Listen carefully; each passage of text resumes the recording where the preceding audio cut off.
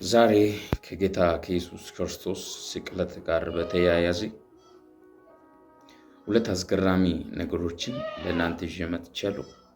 አንደኛው ጌታ ኢየሱስ ክርስቶስ ወደ ቀራንዮ ስፍራ ተሸክሞ ሲንቀሳቀስ የነበረው የመስቀሉ ክብደት ምን ያክል እንደሆነ ከድሮ አንጻር እናያለን። እንዲሁ ደግሞ ሁለተኛ ደረጃ ላይ ደግሞ ጌታ ኢየሱስ ክርስቶስ ተቸንክሮ የነበረ የምስማሩ ሳይዝ፣ ቁመት፣ ርዝመት፣ ውፍረት እንዴት እንደሆነ እናያለን። አንደኛ ከመስቀሉ እንነሳ። ይህ ታሪክ በመጽሐፍ ቅዱስ ውስጥ በትክክለኛው ክብደቱ ይሄ ነው ተብሎ አልተቀመጠም። ክብደቱ ይሄ ነው፣ ሳይዙ ይሄ ነው ተብሎ አልተቀመጠም። ነገር ግን በሳቱ የነበረውን የሮማውያን የአሰቃቂ አገዳደል ስርዓት በተመለከተ አርኪኦሎጂስቶች ተሰብስቦ ይመረመሩ ነበር። መስቀሉ ለሁለት ይከፈላል። አንደኛው ቀጥ ብሎ የሚቆም ስቲፕስ ይባላል። በሰዎች በሚሰቀሉበት ቦታ ላይ ቀጥ ብሎ የሚቆም ለመቆሚያ የሚሆን እንዳይወድቅ በመሬት ላይ ተቆፍሮ የሚቆም ነው። ቀጥሎ ፋቲቡለም የሚባል ሁለተኛው ነው። ይሄ ደግሞ አግዳሚው አንድ ራሱ የሚሰቀል ሰው ራሱን ተሸክሞ በትከሻው ላይ ወደ ስቅለቱ ቦታ የሚወስደው ጌታ ኢየሱስ ክርስቶስ ተሸክሞ የነበረው በታሪክም በመጽሐፍ ቅዱስ ውስጥ በትክክል ለተጻፈ አንዳንድ ሰዎች ደግሞ ታሪክ ያሰሩትን ጌታ ኢየሱስ ክርስቶስ መስቀል ላይ ተሸክሞ ወደ ስቅለቱ ቦታ የወሰደው የነበረው ይህ ፋቲቡለም የሚባል ከ34 እስከ 57 ኪሎ ግራም የሚመዝን ነው። ስለዚህ እንደ እርጥበቱና እንደ ድርቀቱ ይለያያል ክብደቱ። ነገር ግን በጣም ትንሽ ነው ከተባለ 34፣ እጅግ በጣም ደግሞ ወፍራም ነው ወይም እጅግ በጣም እርጥብ ነው ከተባለ 57 በዚህ ኪሎግራም ይመዘናል።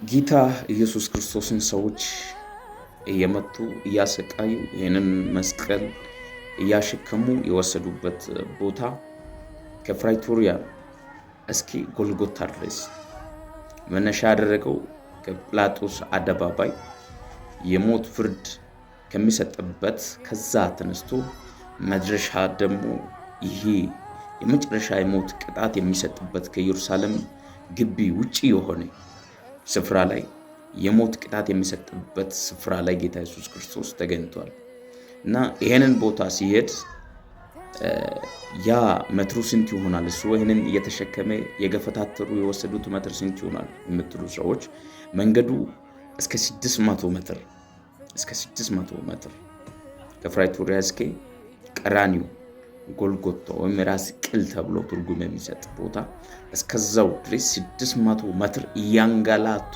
እየመቱ ግራ እያጋቡ ነው ጌታ ኢየሱስ ክርስቶስ ነው የወሰዱት። ያ እሱ የተሸከመው እንጨቱ ብቻ አይደለም። እጅግ በጣም አሰቃቂ የሚታለ አሰቃቂ ግድያ ስርዓት። ይህን ሁሉ ጌታ ኢየሱስ ክርስቶስ ተሸክሞት እስኪ ጎልጎታው እስኪ ቀራንዮ ደርሷል። ጌታ ኢየሱስ ክርስቶስ በሳቱ በነበረው ሁኔታን ጋር አነጻጽረን ስናይ መስቀሉን ተሸክሞ ወደ ስቅለቱ ቦታ ሲወስድ እጅግ በጣም ከመምታቱ ከግርፋቱ እየተነሳ ተሰቃይቷል እና በጣም ድክመት አለ። ከዚህ የተነሳ ቀራናዊ ሲሞን መጥቶ እስከሚረዳ ድረስ እና መጽሐፍ ቅዱስ ማቴዎስ ወንጌል 27ኛው ምዕራፍ ላይ ይጠቅሳልና እጅግ በጣም ስቃይ ነው። ከሌሎች ስቃይ ለየት የሚያደርገው ግርፋት እጅግ በጣም ብዙ ነው በሱ ላይ ሆነው። ሁለተኛ እሱ በዛ ቦታ ከደረሰ በኋላ የተቸነከረበት የመስማሩን ርዝመትና ሳይዝ ስንት እንደሆነ እናያለን። በሳቱ በሮማውያን ዘንድ ለስቅለት ያገለግሉ የነበሩ የመስማር ርዝመትና ሳይዞች እጅግ በጣም ከባድ ናቸው። እንዳሁኑ ዘመን ቀጭን ለተለያዩ ቃኛ የምንጠቀመው አይነት አይደለም እና ርዝመቱን ጋር ካየን 15 እስከ 18 ሴንቲሜትር እጅግ በጣም ረዥም ማለት ነው። ከ5 እስከ 7 ኢንች እጅግ በጣም ረዥም የሆነ ቀጥሎ ደግሞ ውፍረቱ አንድ ሰውን በመስቀሉ ላይ ሲሰቀል በደንብ እንዲሸክም ሰውነቱን ከነስጋው ጋር እንዲሸክም ዘንድ ውፍረቱ 1 ሴንቲሜትር ያክል ወፍራም የሆነ እና ይሄ መስማር ደግሞ ጥንካሬው በሰውየው ላይ ሲመታ አጥንቱን ሰብሮ ሄዶ ደግሞ ከእንጨት ጋር አጣብቆ እንዲይዝ ተደርጎ የተሰራ ነው። ጌታ ኢየሱስ ክርስቶስ ይህንን ሁሉ ስለ አንተ፣ ስለ እኔ፣ ስለኛ ተቀብሏል። ይህንን ሳወራ እጅግ በጣም ከባድ ነው ውስጤ ላይ የተሰማ። አስቡ፣ ይሄ በቆርቆሮና እንጨት ጋር እያያዘን አይደል? ጌታ ኢየሱስ ክርስቶስ በሰው ላይ የሚወርደው እና እጅግ በጣም ከባድ ነው። አላንጊዎች ደግሞ የተሰሩ አላንጊዎች፣ አንዳንድ አባቶች የሚይዙ አላንጊዎች በአይናችንም እናያለን እናውቃለን። እና እነኚህ የተሰሩት ከቆዳ ብቻ ነው። የነሱ ግን ከቆዳ ሆኖ ፊት ለፊት ላይ አንድ ሰው ከመታን በኋላ በጭቆ እንደ ውስጥ ብረት ይቀመጣል። ጫፍ ጫፉ ላይ ብረት አለ። ይህ ብረት ስናስቀምጠው ያንን በጭቆ ያንሳል ሰውነቱ እና በቦታው ደም በደም ነው የሚያደርገው። በዚህ ጌታ ኢየሱስ ክርስቶስ ተመቶ ስለ አንቺና ስለ እኔ፣ ስለ አንተ፣ ስለኛ ማንም እሱ ቦታ የሚተካ የለም።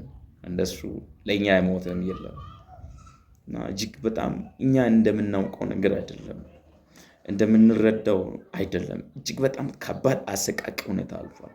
አስቡ፣ እጁ ላይ ሲቸነከር እንደገና ደግሞ ታች እግሩ ላይ ሲቸነከር እና የኛ ደም ዝውውራችን የሚሮጡበት እጃችሁን እስኪ ከእጅ መዳፍ ወደኋላ እዚህ ጋር ነው የተቸነከረው። ባይዞይ እዚህ ጋር ነው እኛ የምናውቀው እዚህ አካባቢ።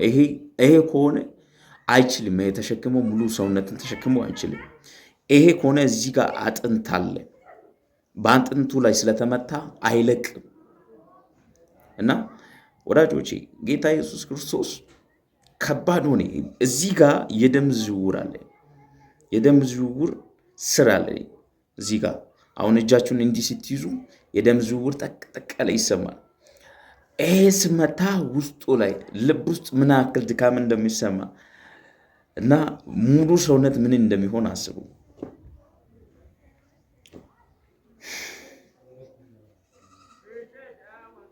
በጣም ከባድ ነው እና ይህ ሁሉ የሆነው ስለኛ ነው። ከምንለው በላይ ነው። ከምናውቀው በላይ ነው። ከምንረዳው በላይ ነው ኢየሱስ። ወዳጄ ይህንን ደግሞ ያወራው አንድ ነገር ሌላ ወዳለው ስለ አንተ ማንም የሞተ የለም። 100% እርግጠኛ። ዓለም ከተፈጠረ እስከ ዛሬ ስለ ማንም የሞተ ስለ እንትና ብሎ የሞተ የለም። ሰው ጀግና ነኝ ብሎ ቢሞት ራሱ ለራሱ ዝናና ክብር ፈልጎ ነው። ሌላ ደግሞ ድል አድራጊነትን የራሱን ለማሳየት ፈልጎ ነው። የኔ ጌታ ግን የሞተበት ምክንያት ዝናም ፈልጎ አይደለም፣ ክብርም ፈልጎ አይደለም። ምክንያቱም ከተከበረበት ቦታ የተዋረደ ስፍራ ገብቷል ጌታ ኢየሱስ ክርስቶስ እኔና አንቺን ስለሚወድ ነው። መጽሐፍ ቅዱስ ላይ እንዲህ የሚል ቃል አለ። ዮሐንስ ስለ እሱ ሲጽፍ የዓለምን ኃጢአት የሚያስወግድ እግዚአብሔር በግ አለው።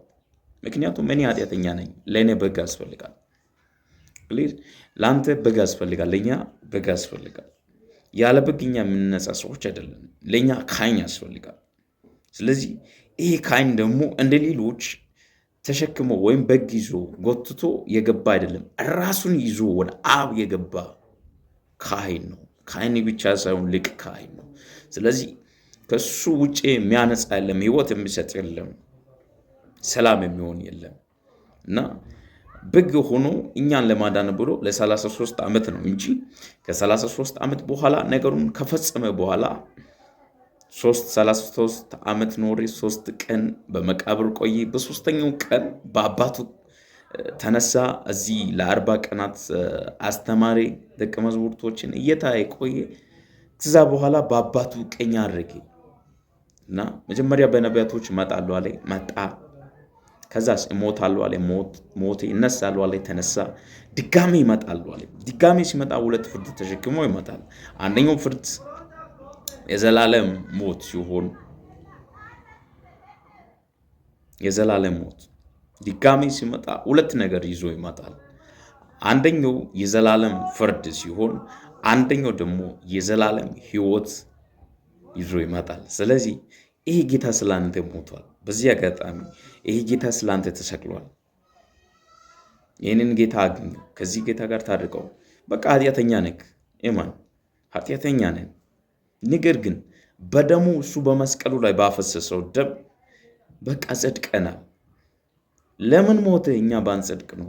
ስለዚህ አጸድቀ። በቃ ከኛ ማድረግ ያለበት አንደኛ ማመን፣ ሁለተኛ ማመን፣ ሶስተኛ ማመን ብቻ። ይህን ስለተከታተላችሁ አመሰግናለሁ። ለቻናሌ አዲስ ከሆናችሁ ሰብስክራይብ ማድረጉን አትርሱ። እወዳችኋለሁ። ሻሎም